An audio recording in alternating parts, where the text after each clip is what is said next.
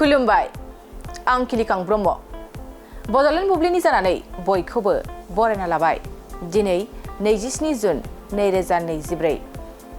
नोंथांमोननो बड'लेण्ड बुब्लिया दिनैनि साना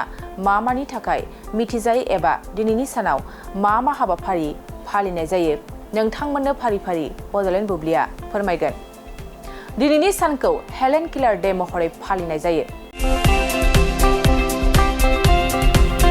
हेलेन केलारनि जोनोम सानखौ फालिनो थाखाय 27 जुनाव मोनसे गोसोखांथि जिरायनाय सान हिसाबै फालिनाय जायो हेलेन केलारा सासे खोमा खोनायै आरो मेगन नुयै सासे आइजोमोन नाथाय अब्लाबो बिथाङा गावनि थांखिफोरखौ जाफुंहोनो हादोंमोन बेनिखायनो मेगन नुयै आरो खोमा खोनायै सुबुंफोरखौ मदद होनो थाखाय बे सानखौ फालिनाय जायो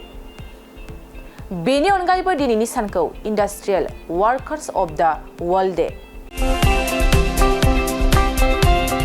नेशनेल हेन्डशेक डे आरो नेशनेल HIV टेस्टिं डे महरै फालिनाय जायो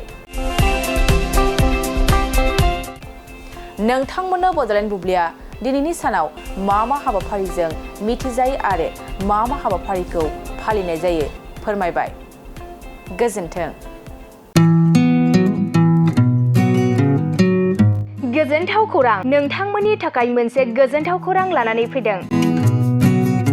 उदालगुरि जिल्लानि सिङाव थानाय डिमाकुसि नोगोराव नोंथांमोननि थाखाय अरदाब दा बड' किटचेन मुंनि गंसे गोदान हटेला गोजोनथाव खौरां लानानै फैदों नोंथांमोना बे अरदाब दा बड' किटचेन हटेलाव साहा कफि आइसक्रिम फास्ट फुड आखाइजों बानायनाय ग्रीन टि न'आव बानायनाय आसार गाइखेरनि एन्थाब आरो ओंखामजों जेरै अमा दाउ बोरमा साम' खुसिया अमा गोरान नाफाम बायदिसिना बर'नि ओंख्रिखौ बे अरदाब दा बड' किटचेन हटेलाव जानो हागोन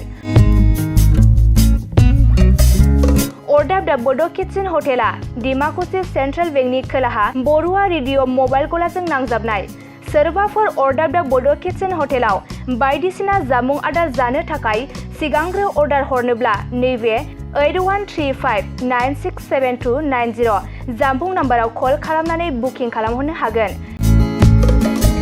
गोजोनथाव खौरां अरदाब दा बड' किटचेन हटेलाव गोबां न'आव बानायनाय मोजां जाग्रा आदारखौ मोननो हागोन